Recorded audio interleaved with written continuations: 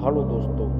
दोस्तों, कलयुग की 5 कड़वे सत्य। जी हाँ दोस्तों, आज की वीडियो में हम आपको बताएंगे कि कलयुग के जो 5 कड़वे सत्य हैं जो आज कलयुग में दिखाई देते हैं। दोस्तों, भगवान श्री कृष्ण ने महाभारत काल में ही कलयुग का विस्तार पूर्वक वर्णन कर दिया था। कलयुग में लोग कैसे होंगे, जीवन कैसे व्यतीत होगा, लोगों का व्यवहार एक दूसरे के प्रति कैसा होगा, यह सब उस काल में ही बताया जा चुका था। यहाँ हम आज प्रस्तुत करेंगे भगवान श्री कृष्ण द्वारा कलयुग के बारे में बताई गई 5 कड़वी बातें जो आज 100% सत्य होती हैं। दोस्तों, महाभारत काल में पांचों पांडवों के मन में कलयुग के बारे में जानने की जिज्ञासा थी। उन्होंने श्री कृष्ण से एक बार पूछा कि कलयुग में मनुष्य कैसा होगा, लोगों के विचार कैसे होंगे और मोक्ष की प्राप्ति कैसे होगी। ये प्रश्न सुनकर श्री कृष्ण ने पांचों पांडवों को वन में जाने को कहा। साथ ही यह भी कहा कि तुम जो कुछ भी देखकर वहां आओ वो मुझे आकर विस्तार पूर्वक बताना। तो श्री कृष्ण का आदेश पाकर पांचों भाई वन चले गए और कुछ समय बाद वापस लौटे। तो उन्होंने बारी बारी से पांचों पांडवों ने भगवान श्री कृष्ण को जो वन में देखा उसका सारा हाल बताया। तो सबसे पहले युधिष्ठिर ने प्रश्न किया श्री कृष्ण से। सबसे पहले युधिष्ठिर ने श्री कृष्ण को बताया कि उन्होंने वन में 2 सूंड वाले हाथी को देखा। तब श्री कृष्ण ने कहा कि कलयुग में ऐसे लोग राज करेंगे जो बोलेंगे कुछ और होगा कुछ और। ये लोग दोनों ओर से शोषण करते रहेंगे। तो दोस्तों, भीम ने श्री कृष्ण से प्रश्न किया है। उसके बाद भीम ने बताया उसने वन में देखा कि एक गाय अपने बच्चे को इतना चाट रही थी कि उस बच्चे का खून निकलने लगा। तो श्री कृष्ण ने इसका अर्थ बताया। श्री कृष्ण ने बताया कि कलयुग का मनुष्य अपने बच्चों से इतना आसक्त होगा कि ऐसी ममता के कारण बच्चों का विकास ही रुक जाएगा। यदि किसी पुत्री या पुत्र साधु बन जाए तो उसके दर्शन करेंगे, परंतु यदि स्वयं का पुत्र साधु बना तो माता पिता बहुत दुखी हो जाएंगे, रोएंगे कि मेरा पुत्र किस राह पर जा रहा है। कलयुग में लोग बच्चों को मोह माया और परिवार में बांधकर रखेंगे। इस तरह उसका जीवन वहीं नष्ट हो जाएगा।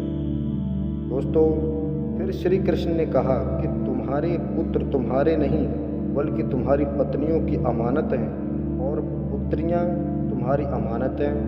यह शरीर मृत्यु की अमानत है और आत्मा परमात्मा की अमानत है। दोस्तों, फिर अर्जुन ने श्री कृष्ण से प्रश्न किया।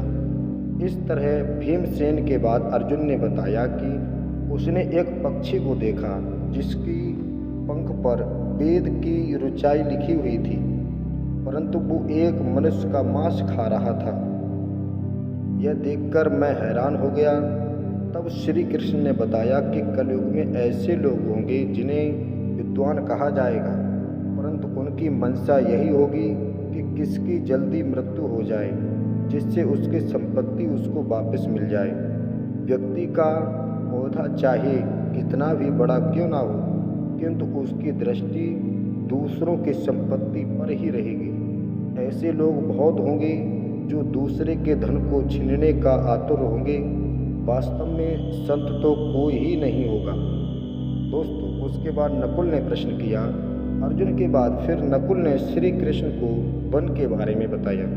नकुल ने कहा कि मैंने देखा एक भारी चट्टान पर्वत से गिरी और बड़े बड़े वृक्ष भी उसके ऊपर से गिर गए, लेकिन उसे रोक नहीं पाए, परंतु एक छोटे से पौधे से टकराकर वह चट्टान वहीं रुक गई। तब इसका अर्थ बताते हुए श्री कृष्ण ने कहा कि कलयुग में मनुष्य की वृद्धि क्षीण होगी, उसका जीवन पतन होगा और इस पतन को धन या सत्ता के वृक्ष रोकने में समक्ष नहीं होगी, किंतु हरिनाम रूपी एक छोटे से पौधे से मनुष्य का जीवन पतित होने से रुक जाएगा।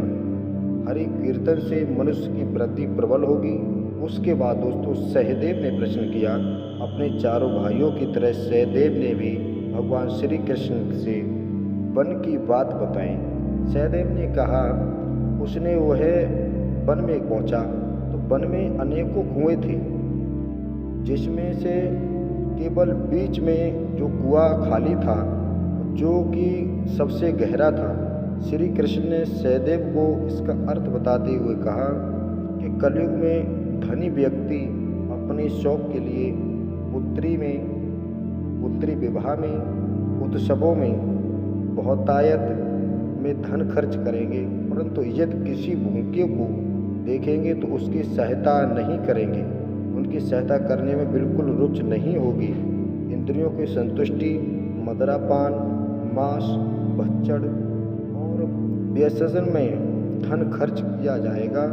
जो लोग ऐसी आदतों से दूर रहेंगे उन पर कलयुग का नहीं बल्कि परमात्मा का प्रभाव होगा। दोस्तों ये कलयुग के 5 कड़वे सत्य हैं जो आज हमें इस कलयुग में देखने को मिलते हैं। दोस्तों इस वीडियो के माध्यम से अब आपके समझ में आ गया होगा कि महाभारत में श्री कृष्ण ने अब 5 पांडवों से कलयुग के बारे में जो सत्यता बताई थी वो दोस्तों आज बिल्कुल सत्य होती है। तो दोस्तों अगर ये वीडियो आपको अच्छी लगी हो तो हमें कमेंट में ज़रूर बताएं और इस वीडियो को शेयर करें। दोस्तों चलिए मिलते हैं कल एक नई वीडियो के साथ। तब तक जय श्री कृष्ण।